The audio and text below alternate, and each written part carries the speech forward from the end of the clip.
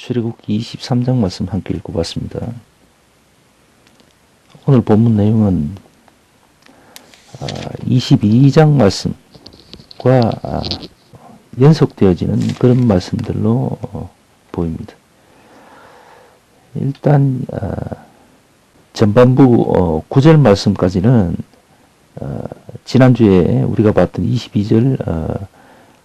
22장 20절에서 31절까지 전해진 말씀, 사회 정의와 복지에 관련된 법을 이야기하고 있습니다. 관련되어서 그렇게 되어 있고요. 10절부터 13절까지는 안식년에 대한 규례의 말씀입니다.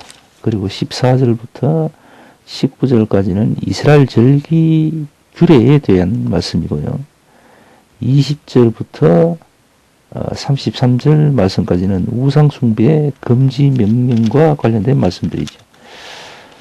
오늘 말씀은 전반부에 나오는 2절 말씀, 3절 말씀을 중심으로 잠깐 말씀을 나누고 예배를 마칠까 합니다. 자, 23장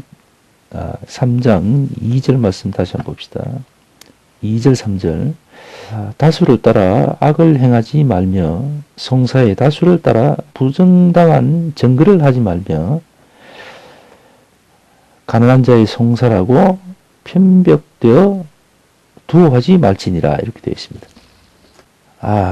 하나님 말씀을 이렇게 대하다 보면은 정말 하나님이 오늘날 이 시대에 우리들이 어떻게 갈 것이라는 것을 다 아시고 이렇게 이제 말씀을 준비해 주시고 선포하신 건 아닌가라는 그런 생각을 무뚝무뚝 할 때가 많습니다. 그러니까 오늘 말씀을 2절, 3절 말씀은 그러니까 다수를 따라 악을 행하지 마라라는 말씀이죠. 그러니까 우리가 평소에 보면은 여러 사람이 이제 같이 어떤 좀 아닌 것을 같이 이렇게 하게 되면 어떻게 됩니까? 그게 좀 더 수월해지죠. 쉽게 말해서 이제 횡단보도를 지난데 빨간불인데도 불구하고 혼자 건너면은 조금 뭐 시간이 급해서 그렇다면서 이제 자기 스스로를 위안하면서 이제 이렇게 눈치 봐가지고 이제 후닥닥 건너가고 말잖아요. 상황에 따라서는 다르겠지만.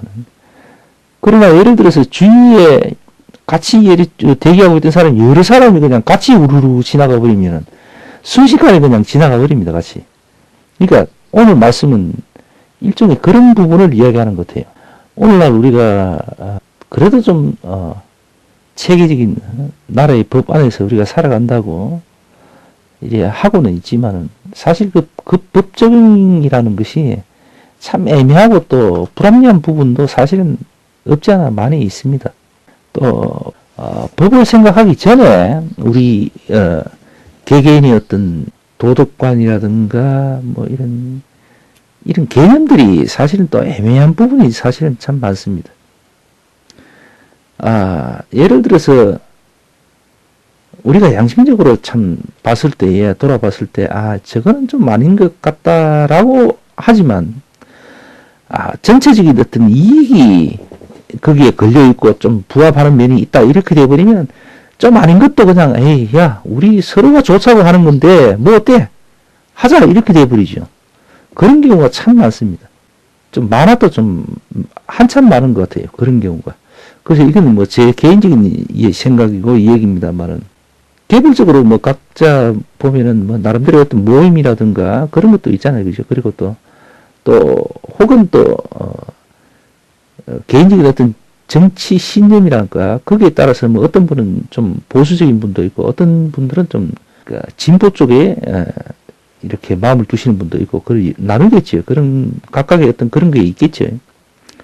가령 뭐 보수적인 분들은 요즘 예를 들어서 뭐 자유한국당, 한나라당을 뭐 지지한 분이 아마 많을 것이고, 진보 쪽에는 이제 뭐 정의당을 비롯해서 이제 뭐 더불어민주당 뭐 이렇게 뭐 있겠죠. 근데 정당주의 그 정치를 이제 하고 있는 각 나라들은 보면은 일단은 그 정당별 국회의원들이 사실은 국가와 민족들, 국민들을 위해서 이렇게 정치를 한다기보다는 사실은 일단 당이 중심이죠. 우선이고. 그리고 그 당이 정권을 정치하는 게 그게 먼저입니다. 사실.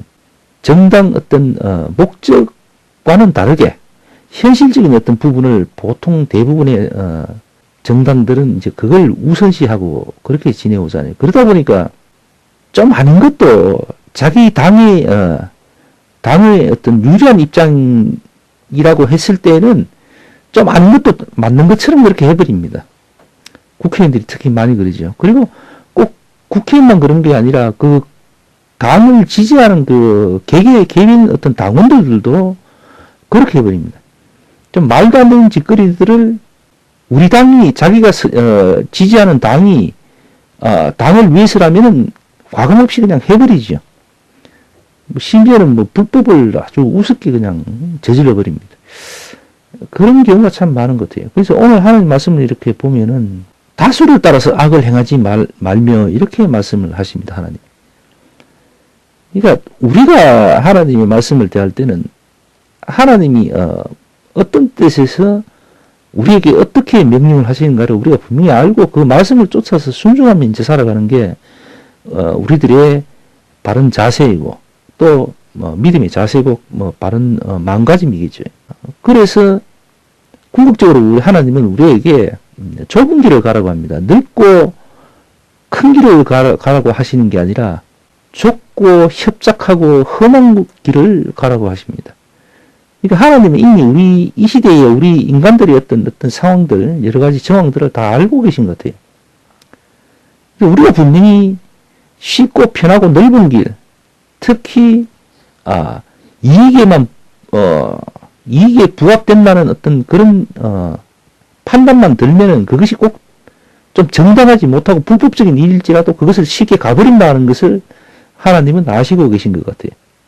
그래서 오늘 말씀에 그렇게 이야기하고 있습니다. 특히 송사에 다수를 따라 부정당한 증거를 하지 말며 이렇게까지 말씀을 덧붙여 주셨습니다. 다수를 위해서 심지어 부정당한 증거까지 막 이렇게 내밀 것이라는 것을 하나님은 알고 계신 것 같아요.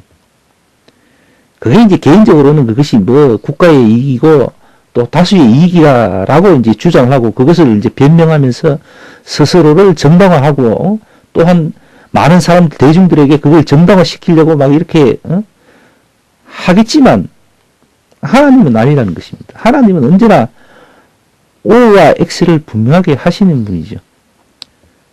그래서 하나님은 O도 됐다가 X도 되고 막 이렇게 뒤집박주고 아주 막 짬뽕이 아니라는 거예요. 하나님은 명확하신 분이고 참과 거짓에 대해서 분명한 입장을 갖고 계신 분이라는 것을 우리는 알아야 됩니다. 그래서 우리에게 이렇게 명령을 하시는 겁니다. 오늘날 다수를 따라 악을 행하지 말고 송사의 다수를 따라서 부정당한 증거를 하지 마라 이렇게 말씀을 하십니다. 많은 사람들이 악한 길을 선택해서 간다고 해서는 나까지 그게 휩쓸려서 따라가면 안 된다는 거죠. 여러분들도 다들 아시겠지만은 많은 사람들이 모여서 와 하고 움직이면 사람들이 이 생각이 일시적으로 마비가 되어버립니다. 그런 현상이 있죠. 많은 사람들이 와 하고 몰려서 일시적으로 이 동조를 하거나 무슨 어떤 행동을 해버리면은 그 하는 행위가 옳고 그르면 일단 뒷전입니다. 그러니까 다수가 와 하면서 일시적으로 확 움직여버리면은 내 판단은 뒷전이고 내 몸이 그냥 그 길로 딸려가는 거죠. 그리고 마음도 같이 또 뒤따라가죠. 네, 그런 심리 그걸 우리가 사실은 참 경계해야 됩니다.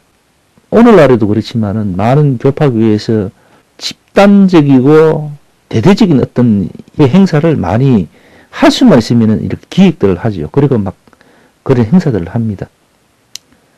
그렇게 되면 이제 효과가 커지잖아요. 그래서 유명 강사 목사를 초빙해가지고 막 대대적으로 막 이렇게 프로그램을 실행들을 하죠. 집회라는 미명하에 이제 그렇게들 많이 하잖아요, 그죠? 그러면 사람들이 많이 모이게 되고, 그래서 그 많은 사람들이 분위기를 이렇게 띄워가지고 막 이렇게 막, 자기들이 원하는 어떤 방향대로 이렇게 막 이끌어가지. 그리고는 이제 자기들이 하면 안 될 그런 일들을 이제 하게 되죠. 속된 말로 하나님의 뭐를, 절을 짓자, 건설하자, 뭐, 건축을 하자, 뭐 이러면서 이제 모금을 막 이렇게 하고 하잖아요. 하나님은 그렇게 건물이 필요하신 분이 아니라는 걸 잘 압니다. 잘 알지만은 하나님을 핑계대서 그렇게 함으로 인해서 자기들이 입지가 커지고 좋아지는 거죠. 또 따라오는 어떤 수입들이 상상 이상으로 크거든요. 그런 물질적인 유혹들을 사람들은 넘어서지를 못합니다. 대부분은 넘어지죠. 저 역시도 뭐 사실은 뭐 살면서 뭐 죄 안 짓고 살지를 못하겠더라고요. 사실은 제가 모르고도 짓고 또 때로는 알면서도 짓고 사실은 합니다. 솔직히 고백합니다. 그러나 오늘 하나님 말씀을 이렇게 보자면은 우리가 거기에 대해서 저항하고 지양해야 될 부분은 분명히 있는 것 같습니다. 왜냐하면 우리가 하나님을 이렇게 믿는다라고 하면서 또 이렇게 예배도 하고 있고 모여서 말이죠. 또 이렇게 하나님 말씀도 전하고 듣고 이렇게 하잖아요.